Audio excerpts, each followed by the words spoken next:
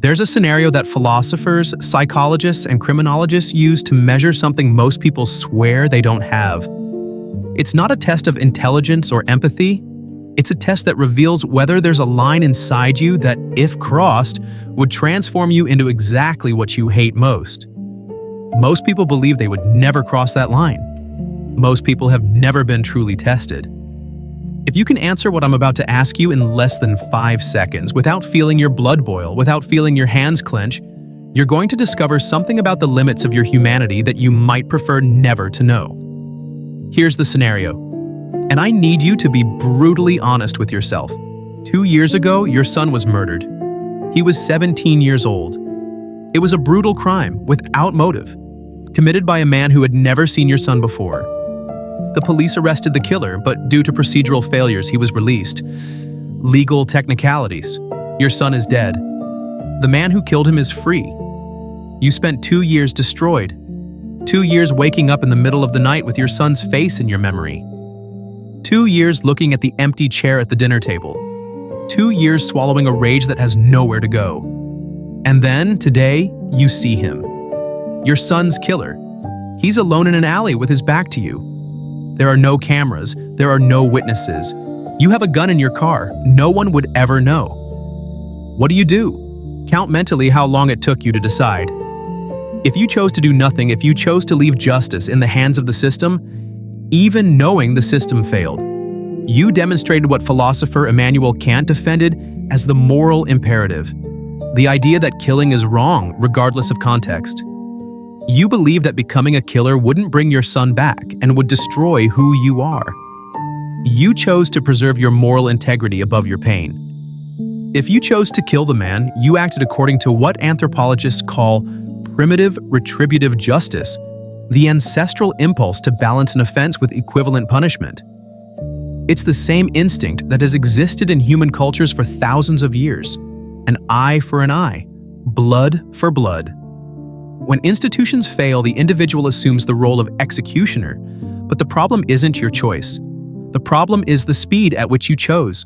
If you answered in less than 3 seconds, if the decision came like a reflex without internal debate, without hesitation, something specific happened in your brain.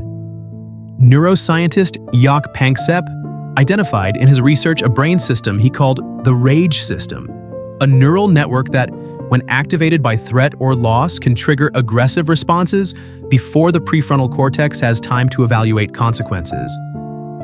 Princeton University researchers found that victims of violent crimes who lost family members show brain activation in threat-related areas when exposed to images of the aggressors.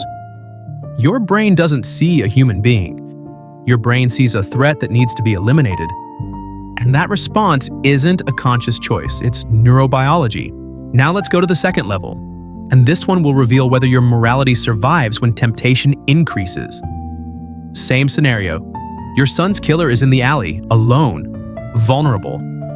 But now you discover something. He's not just free, he's happy. You see from his phone dropped on the ground that he's in a relationship, working, posting smiling photos. He rebuilt his life while you're still burying yours every day. Your son became a statistic. He became a family man. The question changes. Can you still walk away? If your certainty increased, if the rage you felt in the first scenario multiplied, you just experienced what social psychologists call intensified moral outrage. It's not just your son's death that hurts, it's the asymmetry. It's the fact that the world kept spinning for him while it stopped for you. It's the smile in the photos. It's the girlfriend. It's the life he shouldn't have the right to live. Harvard studies on justice perception show that when victims perceive that the criminal is thriving, the demand for severe punishment increases dramatically. It's not death itself that fuels revenge. It's the happiness on the other side of grief. Third level. And I need to warn you, if you answer this without hesitation, you possess a trait that few admit to having. You're in the alley. The gun is in your hand. The man still hasn't seen you, but now you notice something. He's not alone. On the other side of the alley, hidden behind a dumpster, there's a child. Maybe his son, maybe not. He's about 6 years old. He's going to see everything. If you shoot, that child will grow up with the image of a man being executed in front of him. He'll carry that trauma forever. He's innocent. He didn't choose to have this man in his life. Do you still shoot? If you hesitated, if for the first time in this test something inside you hit the brakes, you just found what moral philosophers call the threshold of harm to innocence. You were willing to kill, but you weren't willing to destroy an innocent child in the process. This reveals that your revenge has limits. You want retribution, but not at any price. But if you continued, if you calculated that the child will get over it, or that his trauma isn't your problem, you demonstrated what extreme behavior researchers call absolute target focus. Once you decide someone needs to die, everything else becomes secondary. Collateral consequences become details. Your brain entered a mode where the goal justifies any cost. Last level, and this is the most disturbing of all.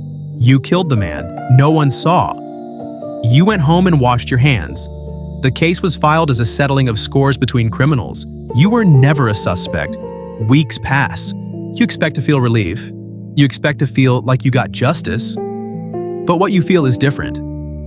Your son's face still appears every night. The chair is still empty. The pain hasn't decreased one bit. The only thing that changed is that now, when you look in the mirror, you see someone capable of killing looking back.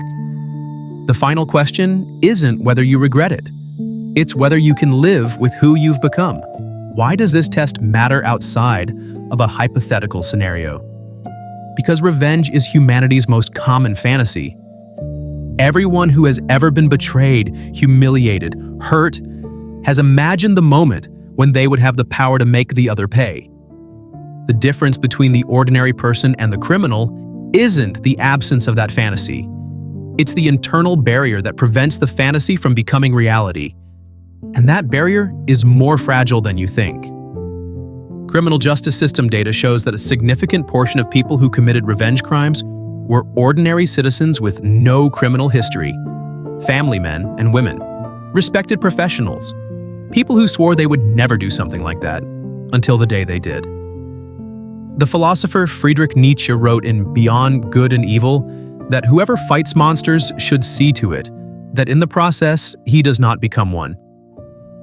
And when you gaze long into an abyss, the abyss gazes back into you. Today you gazed into the abyss, and now you know what it showed you. If this test disturbed you, if you have discomfort in your chest and a restlessness that won't go away, you're still on the right side of the line. The discomfort is the signal that your moral conscience is still functioning. But if you got here feeling a strange calm, if the answers came too easily, if at some point you felt something like satisfaction imagining the man dead on the ground, you've met a part of yourself that lives in the dark. It doesn't define you, but it exists. And now you know. This video wasn't a test about revenge. It was a test about who you would become if all barriers were removed, about what exists inside you when no one is watching, about the real distance between you and what you condemn.